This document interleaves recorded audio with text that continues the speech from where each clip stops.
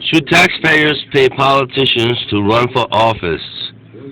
City officials consider ballot measure to publicly fund campaigns.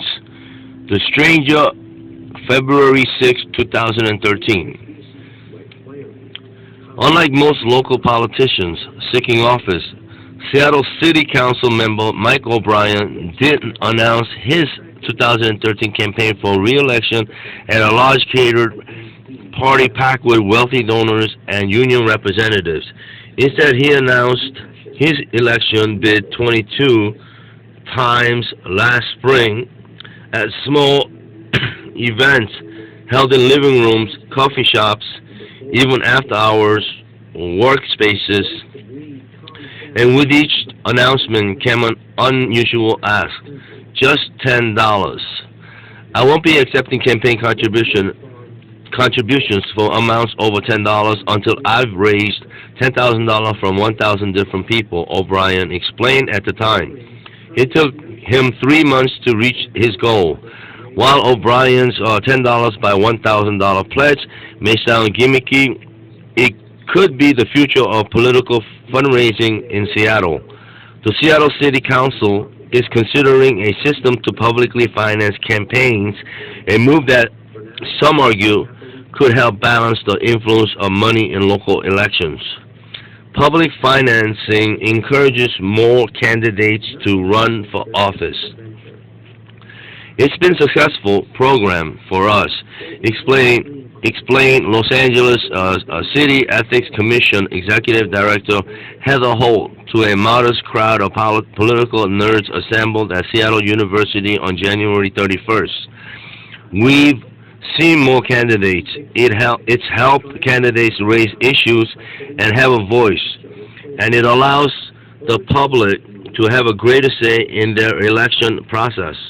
But of course, there's a downside. You are telling citizens that their taxpayer money will go to support candidates that they may not prefer or to support ideologies that they may not support, says George Allen, Vice President of the Seattle Metropolitan Chamber of Commerce.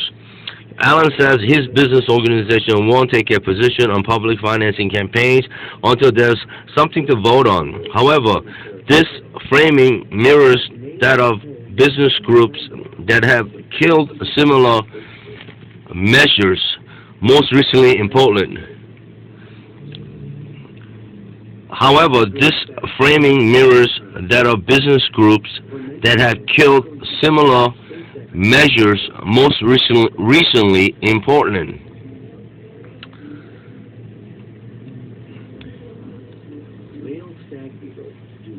That will be one of the challenges, convincing people that it will cost a little bit of money, continues O'Brien, but it will make our democracy stronger for all people.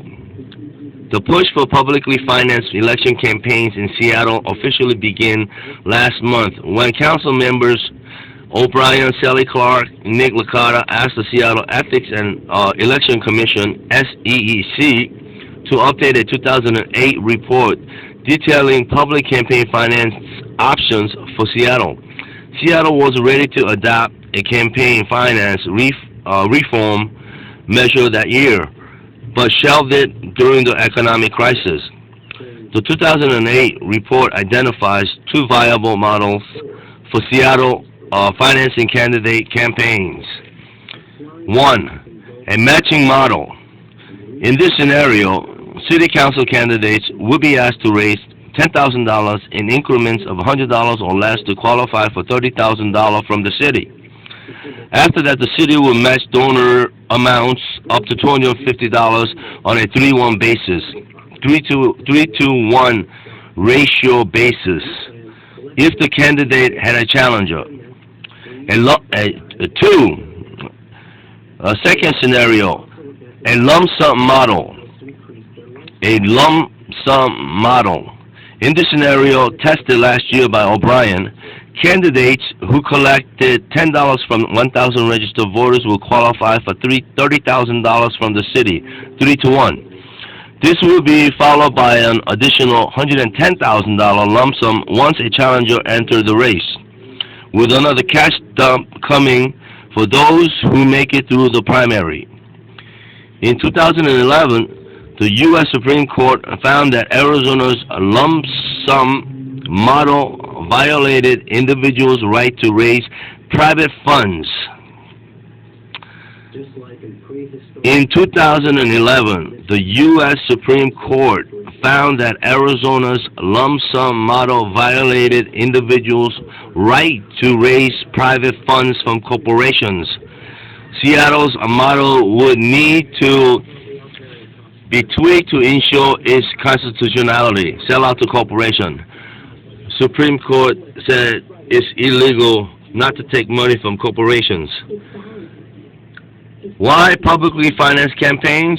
Some people point to Seattle's 2011 election to illustrate the problem. During that election cycle, Seattle had fewer candidates running for office than any time since 1995. A drop in small contributions, a record high in the average size of contributions, top donors contributing almost exclusively to incumbents, and all this on top of massive 100,000 incumbent war chests scaring off challengers. Despite their huge fundraising advantages, council members spent on average just $201,000 on their campaigns in 2011.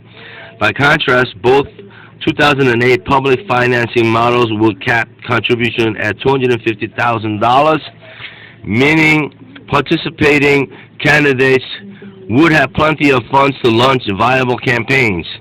Critics of our current system also point to our election cycle. While Mayor Mike McGinn is now facing 7 heavy-hitting challengers, not one of the 4 council members up for re-election is being challenged, and political consultants have privately admitted that they are likely to take on a city council candidate who lacked 6-figure fundraising prospects. City council seats are a litmus test of a well-functioning governing body. These seats are often sought by neighborhood advocates and grassroots activists who have a vision for the city, but not necessarily the big name, deep pockets, or stacked resume that higher positions demand. The experience of Los Angeles and San Francisco suggests that public financing doesn't diminish the inherent advantage that incumbents enjoy, but it does encourage more candidates to run for office, while promoting smaller and more local contributions. The speakers at the forum also noted that viable challengers make city elections more issue-driven, forcing incumbents to answer for unpopular decisions. But the programs aren't without their downsides, most notably the dramatic increase in independent expenditures recorded in both cities, mostly by PACs. Independent expenditures increased in LA from $7,000 to more than $1 million in the first year following its political finance system. Here in Seattle, we'll have to wait until early March to hear the SEEC's updated recommendations for how a public finance model would best work and exactly what the cost would be.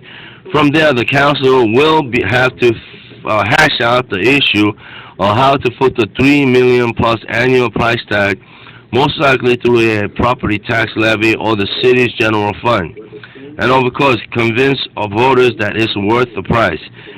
It will cost a little bit of money, but it'll make our democracy stronger for everyone, O'Brien says, adding that it would be a small price to pay for more competitive races and broader diversity.